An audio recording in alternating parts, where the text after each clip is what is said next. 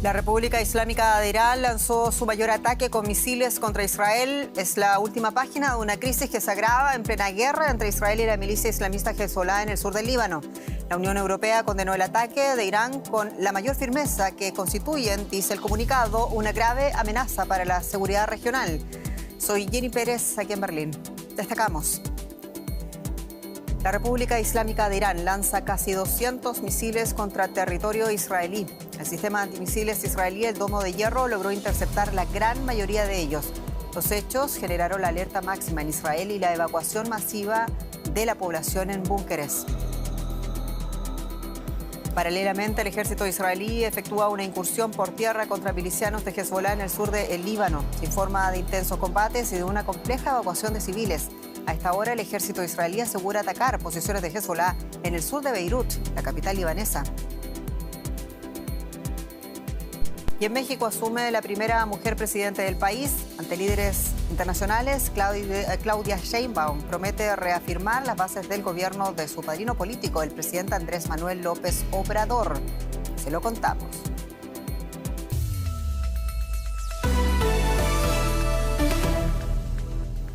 El primer ministro israelí, Benjamin Netanyahu, declaró que Irán pagará por el reciente ataque con misiles perpetrado contra Israel. Según el ejército israelí, la República Islámica lanzó alrededor de 180 misiles, aunque la mayoría de ellos fueron interceptados. Se reportaron varias víctimas, incluido un hombre palestino que murió por el impacto de un misil en los territorios ocupados de Cisjordania. Estados Unidos, por su parte, confirmó que prestó asistencia en la defensa de Israel. La Guardia Revolucionaria iraní aseguró que el ataque fue una represalia por las ejecuciones del líder de Hezbollah, Hassan Nasrallah, y del líder de Hamas, Ismail Haniyeh. El portavoz del ejército israelí, Daniel Hagari, aseguraba que habrá represalias al bombardeo masivo de Irán. Escuchemos. Estamos en alerta máxima. Protegeremos a los ciudadanos del Estado de Israel. Este ataque tendrá consecuencias. Tenemos planes y actuaremos en el lugar y el momento que decidamos. Y son horas difíciles y también peligrosas. Queremos ampliarlas con nuestra periodista en Tel Aviv, con Maya Siminovich. Maya, un saludo. Y tras la ola de misiles iraníes, ¿cuál es la situación ahora mismo? Y cuéntanos también qué han dicho las autoridades israelíes de una posible respuesta. Hola, Jenny. Ahora mismo la situación en Tel Aviv es tremendamente silenciosa y calmada. En un día como este, un día antes de la fiesta de fin de año judío, debería estar lleno de gente y los bares también llenos. No es la circunstancia. Hay policía, hay ejército, están revisando a la gente por las calles. Después de este ataque, recordemos que también había un atentado terrorista y algún otro intento de atentado. Parece que el ataque es masivo, no solamente de Irán. El de Irán es el más espectacular y desde luego el más peligroso, digamos, para la mayoría de la gente. También hay mucho silencio por parte de las autoridades. Han dicho el gobierno israelí que va a devolver el golpe cuando lo estime oportuno y de la manera que lo estime oportuno, pero que esto no va a pasar sin respuesta. Y también el ejército no está dando muchos datos de lo que ha pasado realmente. Ha sido muy reciente y no sabemos. Sabemos que la cúpula de hierro, el sistema Arrow, que es el que nos ayuda a que los misiles de largo alcance no nos destruyan las ciudades, ese es el que ha entrado en acción y no sabemos todavía con qué porcentaje de éxito. Es algo que, si llegamos a saber, lo sabremos en los próximos días. Nadie quiere dar información y nadie quiere tampoco que Irán sepa si lo han logrado o no lo han logrado. Bueno, supongo también por lo que nos estás contando que son horas también difíciles para la situación de la pobre población, de incertidumbre también a propósito de ese escudo antimisiles que aparentemente no logró interceptar todos los misiles provenientes desde Irán, y también considerando ese apoyo de los Estados Unidos con tantos frentes abiertos que tiene ahora mismo el ejército israelí. Maya, la situación, ¿cómo se prevé ahora mismo entre la población que ha podido recoger? En realidad yo me he encontrado con gente asustada. gente ha corrido donde podía correr, los que tenían donde refugiarse se refugiaban. Ha sido también bastante largo. Lo que yo no estoy muy segura es de cuál ha sido el éxito o no el éxito del sistema Arrow de interceptación de misiles. Me parece que ha sido mucho más exitoso que no exitoso, porque lo veríamos. No habría fuegos, habría incendios, habría edificios destruidos. Sabríamos algo más. Es posible que algunos de ellos no hayan sido interceptados, pero lo que seguro es que la gran mayoría sí lo han sido. También sabemos que Estados Unidos ha ayudado con sus interceptores de la Marina, que está estacionada en el Mediterráneo. ¿Y qué va a pasar ahora? Creo que puede pasar cualquier cosa. Israel está decidido a devolver, atacar y a disuadir de la fuerza, perdón, de la manera más fuerte posible. Y además tiene el plenísimo respaldo de Estados Unidos, que no siempre, o sea, es el gran aliado y ha apoyado, pero durante toda la guerra de Gaza ha tratado también de que Israel detenga esa guerra. Ahora con Hezbollah su postura es diferente y con Irán más todavía. O sea que hay un gran apoyo estadounidense. No sabemos hasta dónde puede llegar esta escalada. Parece que los dos están dispuestos a seguir, tanto Israel como Irán, lo han declarado ambos. Entendemos. Maya Sivinovich, muchas gracias en Tel Aviv. Gracias, Jenny. ¿Y cuál ha sido la respuesta de Estados Unidos? Decíamos, el presidente Joe Biden declaró ante periodistas que su equipo estuvo en contacto permanente con Israel y que en esas conversaciones se debatió incluso sobre cómo Israel debía responder al ataque iraní. Biden reiteró además el pleno apoyo de los Estados Unidos a Israel. Escuchemos. Bajo mi dirección, el ejército de Estados Unidos ayudó activamente a la defensa de Israel y aún estamos evaluando el impacto. Pero basándonos en lo que sabemos hasta ahora, el ataque fue derrotado y resultó ineficaz. Esto demuestra la capacidad militar israelí y del ejército estadounidense. También demuestra la intensa planificación que han desarrollado Estados Unidos e Israel para anticiparse y defenderse frente a este insolente ataque. Que nadie se equivoque, Estados Unidos respalda completamente a Israel. Y a todo esto, el gobierno demócrata de los Estados Unidos preveía el inminente ataque iraní sobre Israel. Había anunciado el refuerzo del material militar y también de unos miles de efectivos militares adicionales a la región. A última hora, Biden fue quien autorizó que las tropas estadounidenses derribaran también esos misiles iraníes. El periodista de Deutsche Welle en Washington, José Díaz Briceño, tiene los detalles. José, ¿cómo valoró el gobierno estadounidense el ataque iraní sobre suelo israelí? Inefectivo y derrotado, así calificó el consejero de Seguridad Nacional de la Casa Blanca, Jake Sullivan, el ataque de Irán en contra de Israel usando al menos 200 misiles balísticos, de acuerdo con el funcionario. Aseguró también que, como bien ya se decía antes, al menos 2 destructores estacionados de la Armada estadounidense fueron los que ayudaron al sistema israelí para repeler los misiles lanzados desde Irán. Al menos 12 interceptores estadounidenses, de acuerdo con el Pentágono, fueron lanzados desde estos buques destructores de la Armada. Hay que decir que también el propio Estados Unidos asegura que hasta el momento no se conocen víctimas mortales en Israel, pero se investiga la muerte en Cisjordania de un civil palestino y también se habla de un ataque terrorista en la ciudad de Jaffa que también está monitoreando el gobierno estadounidense. Y sin embargo, hasta el momento, Estados Unidos califica el momento como un momento de evaluación junto a sus socios israelíes para conocer cuál será la respuesta en contra de Irán. Y vamos también por las claves políticas. José, ¿el factor Irán acaso explica, por un lado, las abiertas críticas de Biden al primer ministro Benjamin Netanyahu y, por otro lado, también esa incursión que ha realizado en el sur del Líbano, ese decidido apoyo militar que ha establecido la Casa Blanca ahora mismo en el contexto del ataque iraní?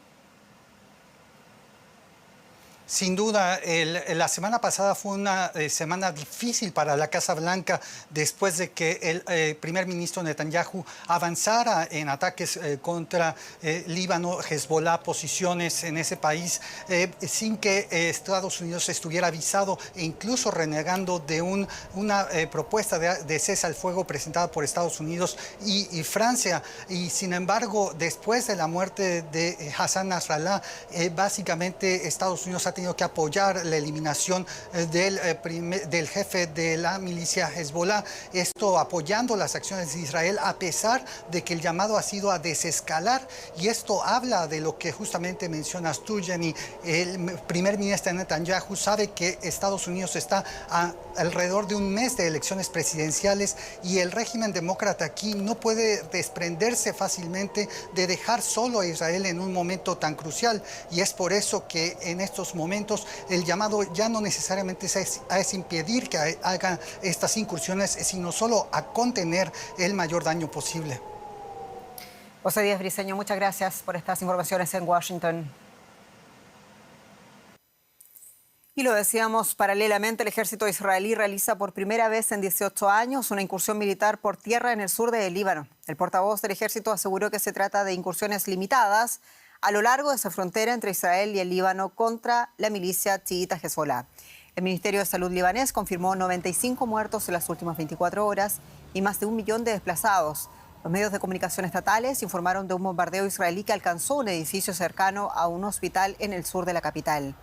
Mientras tanto, tanques israelíes siguen concentrándose en la frontera entre Israel y el Líbano.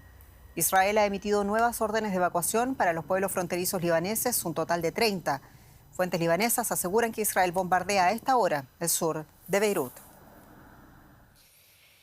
Israel lleva a cabo esa operación en el sur del Líbano, la primera en 18 años. Es una operación terrestre y por eso queremos ir a Beirut con Joan Cabasés, periodista, quien tiene las últimas noticias. Joan, ¿cuál es la situación ahora mismo y cómo va la evacuación de civiles que pidió el ejército israelí en el enclave de Hezbolá y que también le ha valido varias críticas al gobierno israelí?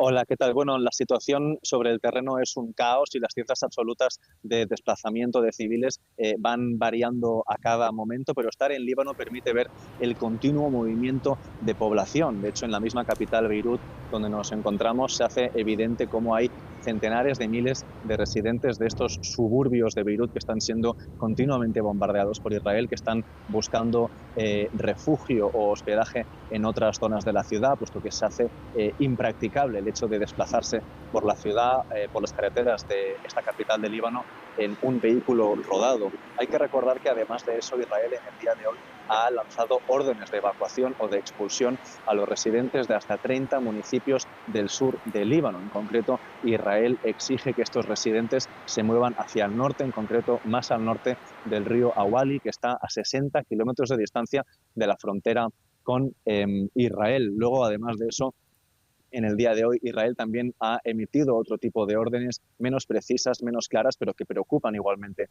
a la población, puesto que el ejército ha asegurado que cualquier persona que conduzca un vehículo al sur del río Litani, que está también a decenas de kilómetros de la frontera con Israel, estará en riesgo de ser atacado por las tropas israelíes, algo que la población libanesa ha percibido evidentemente como una amenaza y como un intento de empujar la población hacia el norte para despoblar el sur de Líbano.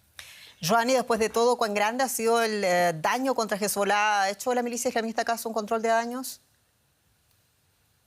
El daño contra la milicia libanesa Hezbolá es evidente porque ha perdido buena parte de la cúpula militar en medio de un conflicto abierto y eso resulta un golpe muy duro, pero resulta imposible conocer al detalle cuál es la afectación plena contra esta milicia porque el grupo no lo comparte. Es decir, Hezbolá está haciendo un ejercicio de hermetismo muy duro en el cual no narra cuál es el estado actual del grupo. De hecho, ni tan siquiera ha dado pistas sobre cuál puede ser su estrategia en caso de que Israel amplíe esta incursión en el sur del Líbano. Y podemos dar dos ejemplos de este hermetismo e incluso de esta debilidad actual de la milicia. El primero de ellos es que Hezbolá todavía no ha hecho oficial el nombramiento de un nuevo líder de la milicia y al parecer eso tendría que ver con el contexto actual en el cual Israel está siendo capaz de ubicar y de eliminar a buena parte de los líderes de la milicia. Es decir, Hezbolá no quiere nombrar un nuevo líder de la milicia para que el día siguiente sea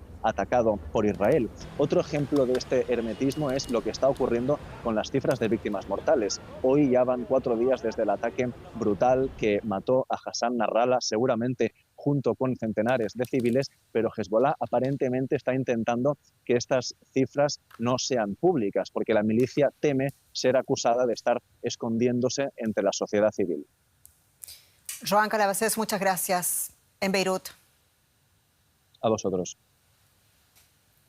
Y vamos a cambiar de tono y también de frente para hablar de economía. Lo hacemos con mi colega Andrés Blumenkrantz. Muy bienvenido. ¿Qué tal, Jenny? Nos vamos a Estados Unidos para hablar de una medida de fuerza de consecuencias imprevisibles. Hablamos de la huelga de estibadores, trabajadores portuarios en la costa este de los Estados Unidos, que puede tener importantísimas consecuencias económicas, tanto para Estados Unidos como para el resto del mundo. Está paralizada la carga y descarga de productos en los puertos principales del Atlántico y del Golfo de México, que se ocupan del 40%, un poco más del 40% del comercio exterior estadounidense. Esto indudablemente afecta a la cadena de suministro, lo que podría resultar en escasez de productos y en aumento de precios a nivel global. El presidente Joe Biden, consciente de los riesgos cuando se acercan las elecciones, se puso decididamente del lado de los sindicatos. Los piquetes tomaron posiciones temprano en la mañana. Decenas de miles de estibadores se han declarado en huelga. Su principal demanda, mejores salarios. Solo queremos salarios dignos. No demandamos nada por encima del estándar del mercado.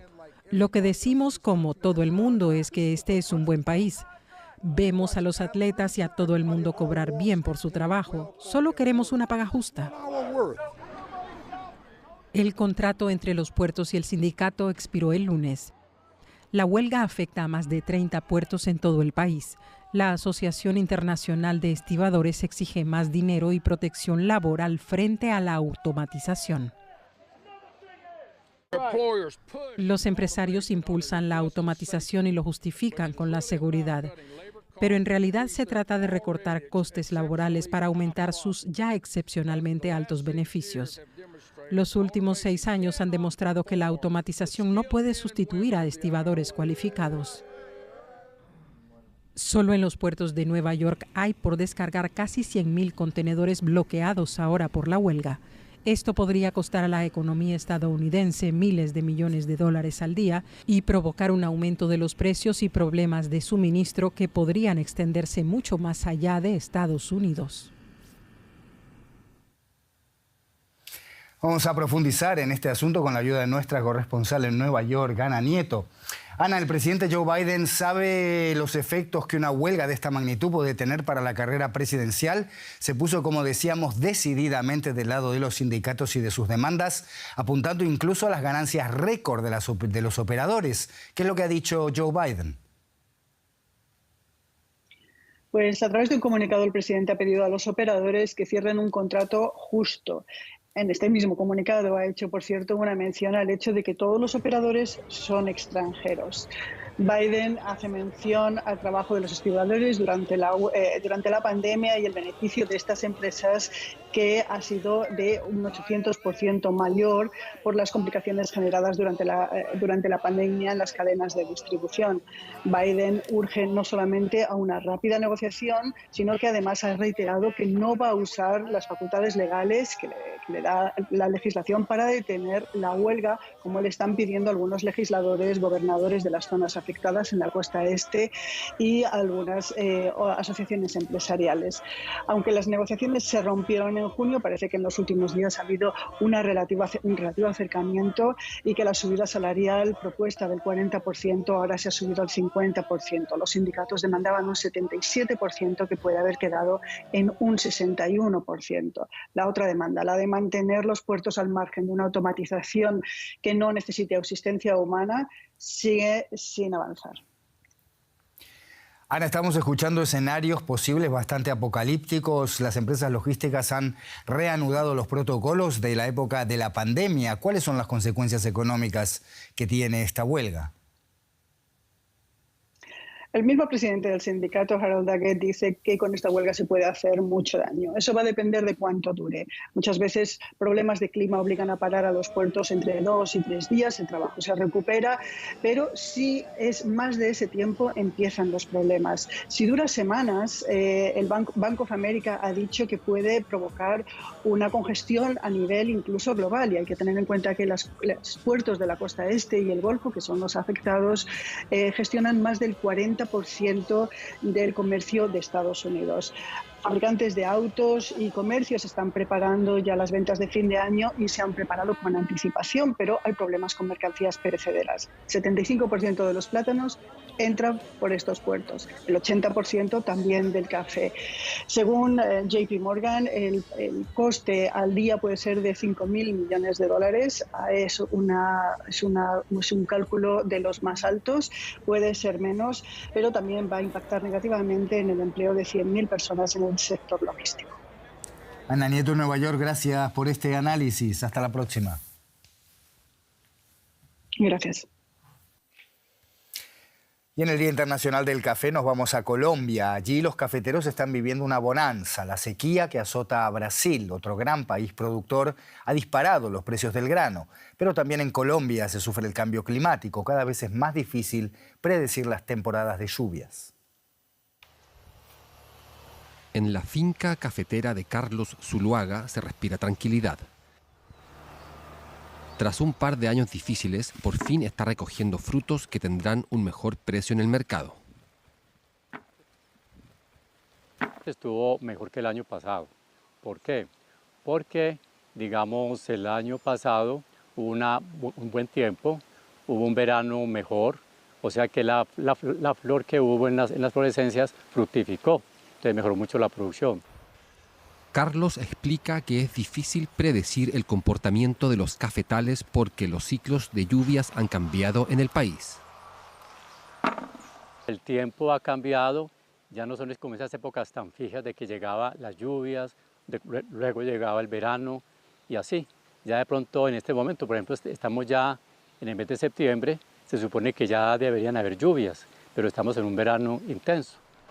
Los cafeteros saben que el cambio climático hará cada vez más difícil vivir del cafetal. Por eso Carlos Zuluaga ha decidido diversificar y apostarle a producir menos café pero de mayor calidad. Los baristas de la región también han sentido el impacto del cambio climático. Es que en los últimos 2 años nos hemos dado cuenta que las traviesas, que son los graneos de entre cosecha y cosecha, no son tan fuertes como lo eran años atrás. Y eso sí es producto de esas variaciones del clima. Para los cafeteros ha sido fundamental la posibilidad de vender cafés especiales en el mercado local. Así han podido aprovechar las bonanzas. El caficultor ya se siente motivado a sacar una materia prima de mayor calidad, partiendo de la idea de que tiene clientes rápidos. Carlos Zuluaga y otros caficultores están experimentando con métodos de protección que les permitan resguardar sus cosechas durante los veranos intensos que son cada vez más frecuentes. Tratando de que estos fenómenos tan extremos no fueran tan fuertes en la producción del café. Entonces empezó un proceso de, en medio de los cafetales, tener una gran cantidad de árboles del trópico, muy al estilo de nuestros antepasados. Cafetales con sombrío, pero con técnicas de la modernidad. Métodos tradicionales con tecnología nueva para enfrentar los retos que plantea el cambio climático. Sigue la información en Deutsche Welle con Jenny Pérez. Muchas gracias, Andrés. Ha sucedido este día en México, donde casi 4 meses después de su contundente victoria electoral, Claudia Sheinbaum recibía este martes la banda presidencial, convirtiéndose así en la primera mujer en la jefatura del Estado mexicano. La exalcaldesa de la Ciudad de México, científica de carrera de 62 años, asumió el cargo en el Palacio de San Lázaro, sede del Congreso, en presencia de numerosos dignatarios extranjeros. Al recibir la banda tricolor de su predecesor Andrés Manuel López Obrador, Sheinbaum dijo que es tiempo de transformación y de mujeres para su país. Escuchemos. En nuestro gobierno garantizaremos todas las libertades, la de expresión, de prensa, de reunión, de movilización. La libertad es un principio democrático y nosotros somos demócratas. Se respetarán los derechos humanos y nunca usaremos la fuerza del Estado para reprimir al pueblo. Respetaremos y garantizaremos la diversidad religiosa, política, social, cultural y sexual de nuestra sociedad. Cualquiera que diga que habrá autoritarismo está mintiendo. Y Claudia Sheinbaum asume el poder en México con un montón de desafíos, un déficit fiscal y 2 decisiones de la administración de López Obrador que dividen profundamente a los mexicanos. La militarización del país a través de una reforma constitucional y una reforma a la justicia que aseguran expande la influencia de su partido, Morena, hacia la judicatura mexicana. El resumen de la jornada con Aitor Sáez desde Ciudad de México. Mucho entusiasmo y elevadas expectativas para dar la bienvenida a Claudia Sheinbaum. Ríos y ríos de gente siguen llegando a este zócalo capitalino donde la nueva presidenta acaba de participar en la ceremonia junto a representantes de los pueblos originarios que le han hecho entrega del simbólico bastón de mando. En su primer discurso, mensaje a la nación, la líder izquierdista se ha deshecho en elogios hacia su antecesor y mentor, López Obrador, y también ha tenido varios guiños hacia la causa feminista. Además, ha querido defender la polémica reforma al Poder Judicial, ha dicho que no es autoritaria y en ese sentido y relacionado se ha comprometido a garantizar la inversión extranjera. También para distanciarse de López Obrador, su antecesor, ha querido hacer hincapié en su proyecto insignia, que consiste en entregar más ayudas a las mujeres trabajadoras y cuidadoras. Claudia Sheinbaum hereda un amplio apoyo, mucho poder, pero también un México con graves problemas de seguridad, todavía cerca de 100 asesinatos al día, una elevada deuda pública, inflación y un frágil sistema de salud. Desafíos mayúsculos para una presidenta que abre un sexenio histórico para México. Y en Venezuela, tal y como lo decidió Nicolás Maduro, la Navidad comenzó este 1 de octubre, un periodo festivo que se extenderá hasta el 15 de enero. Las calles de Caracas amanecían colmadas de árboles navideños y adornos de esta tradicional festividad. Tras el anuncio de Maduro, la Iglesia Católica venezolana y parte de la población rechazó el uso político de la Navidad. La medida fue anunciada a principios de septiembre en medio de las denuncias de fraude electoral tras los comicios presidenciales del 28 de julio, en los que tanto el chavismo como la oposición se atribuyen la victoria. Y más noticias internacionales ahora, al terminar. Recapitulamos la noticia con la que comenzábamos, y es que Irán atacó con misiles territorio israelí. Según fuentes israelíes, Teherán habría lanzado más de 180 misiles.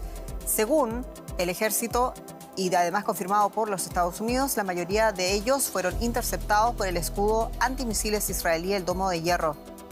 Los servicios de emergencia informaron de al menos 2 heridos a causa del bombardeo. El ejército israelí ya ha anunciado que este ataque iraní tendrá consecuencias. Y aquí nos despedimos. Muchas gracias por su sintonía y hasta pronto.